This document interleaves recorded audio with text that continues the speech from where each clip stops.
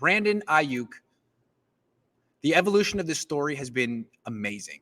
It went from Brandon's great. He just has a hamstring injury, and he's got a backup in Trent Sherfield that's so much better than any backup we've ever had.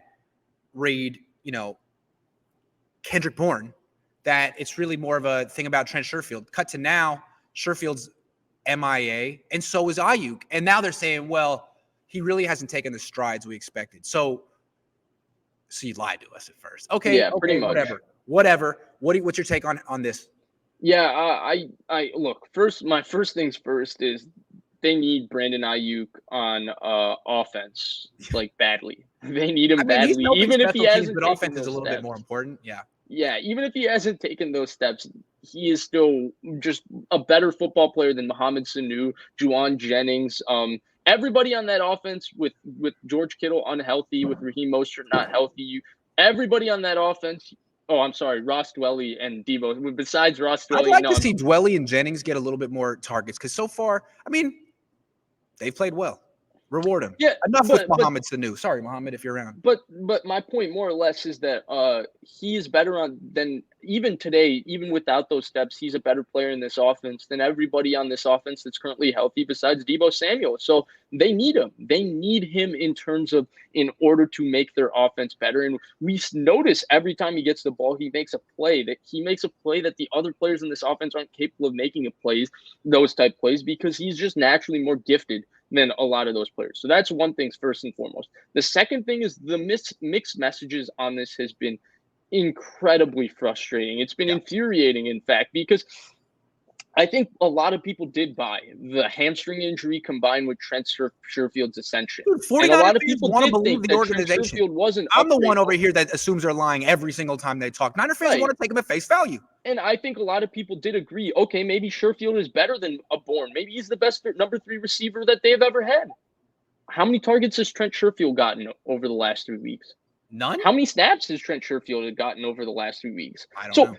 If that's not the reason, if Sherfield is mainly here as a special teams ace, which is what a lot of people expected him to be in the first place, if Aiyuk is still getting a lot of snaps, but on third downs, you're going to Mo Sanu, you're having Mo Sanu run a little choice route and you're going to him. You're scheming up Aiyuk as a clear out route to get Mo Sanu open and stuff. It is a little bit bizarre. It's frustrating. What they've said about it makes no sense. I feel like they're better off not talking about it, not addressing it, because when they do address it, they just keep digging the hole deeper. It's one of my biggest, honestly, frustrations with John Lynch, the GM.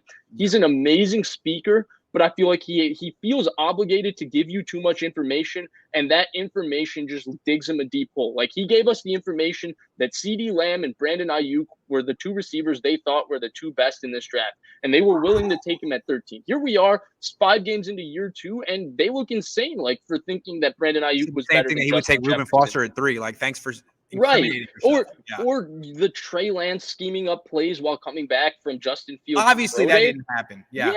But where are those plays? And Hold Justin on, real Fields, quick, before we go on to John Lynch, we're gonna finish up with Lynch. I want to say one thing with Aiyuk.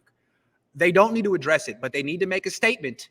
And here's how they make that statement: get him the ball. Get him the ball early. Put him in your script. You script the first 15 plays. I want to see a manufactured touch for Aiyuk in those first 15 plays. A screen, a freaking tunnel screen. But I mean, people talk about, yards of separation, blah, blah, blah. This, I'm sorry. The yards of separation is BS, because this is not 1995 where your drop back pass game, you have 2 backs behind you and you're dropping the quarterback back 7 steps and your 2 receivers are lined up on the outside against their number 1 corner who's beating the hell out of them up and down the field, and he has to get open. No. Like, look at what Robert Woods wasn't involved in the Rams passing game for the first 3 weeks.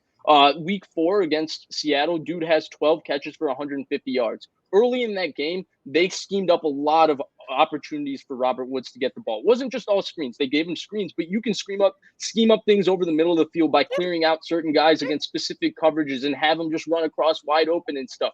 And those are the things that Shanahan did for Brandon Aiyuk when Brandon Aiyuk was the only offensive weapon on this team last year. When Deebo got hurt and George Kittle got hurt, he started putting him in motion. But there's so many ways to get them the ball behind the line of freaking scrimmage. They did it last year. They haven't done it yet this year with Aiyuk. Come on. Right. You think we Right. wouldn't Yeah. notice?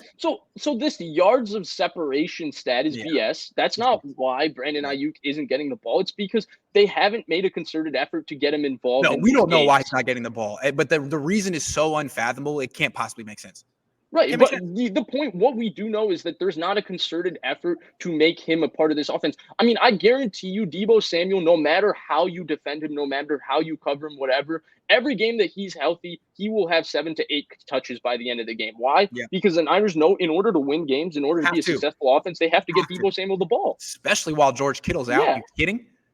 But meanwhile, Kittle goes down, and the Niners supplement those.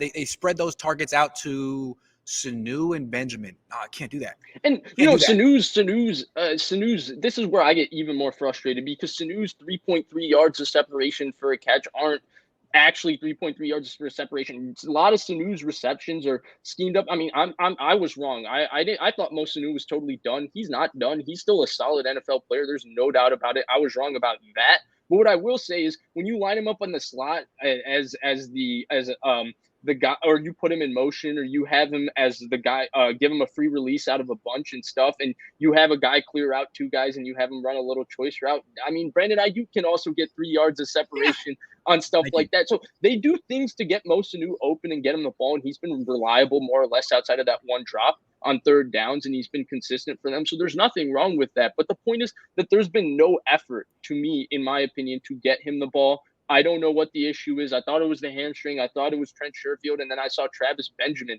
playing more and getting targeted more than Trent Sherfield. And Trent Sherfield Is it personal? Did you say something to Kyle? Apologize, man. What did you do? What did you do?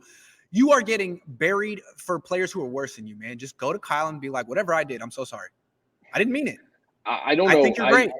I don't know what he did. I don't know this. I don't understand this situation because I mean, we saw a lot of videos of Brandon Aiyuk working hard this offseason. And I get even more frustrated when people say, oh, it's as simple as he didn't play well, because every single reporter, including you, was raving about Brandon Ayuk's camp early. People were talking about how good he looks, the battles between him and Jason Verrett, how good those look.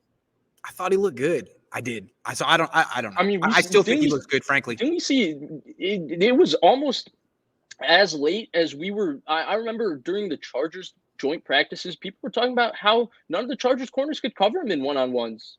That's right. That's right. So where are we with this? Where are we? Well, I guess we'll see this week. The Niners self-scouted. Well, the first thing they should have discovered was, our first-round pick from last year. We haven't been getting him the ball. We're going to get him the ball now. I honestly believe that they're going to make a statement early in this game, getting my prediction, screen Aiyuk first 15 plays. I freaking guarantee it, and I have no basis to guarantee it. You know where it gets even more bizarre, Grant? Because I know a lot of people then jump on the next level conspiracy theory of Kyle Shanahan is something against Brandon Aiyuk, but I can't explain that because there's no reason in my mind that would make sense for Kyle Shanahan to not want to highlight the guy that he traded up 3 picks to go get in a loaded receiver draft. He said, no, I don't want Chase Claypool. I don't want T. Higgins. I don't want Michael Pittman. I know I can stay put and get those guys. Not good enough. I need to trade 3 picks, even though there's a bunch of good receivers in this draft, to get this guy. So I don't understand what's the gain for him from not getting him the ball, which is why this situation makes 0 sense to me, because at least with Pettis, you could noticeably see a drop-off on the field. Yeah.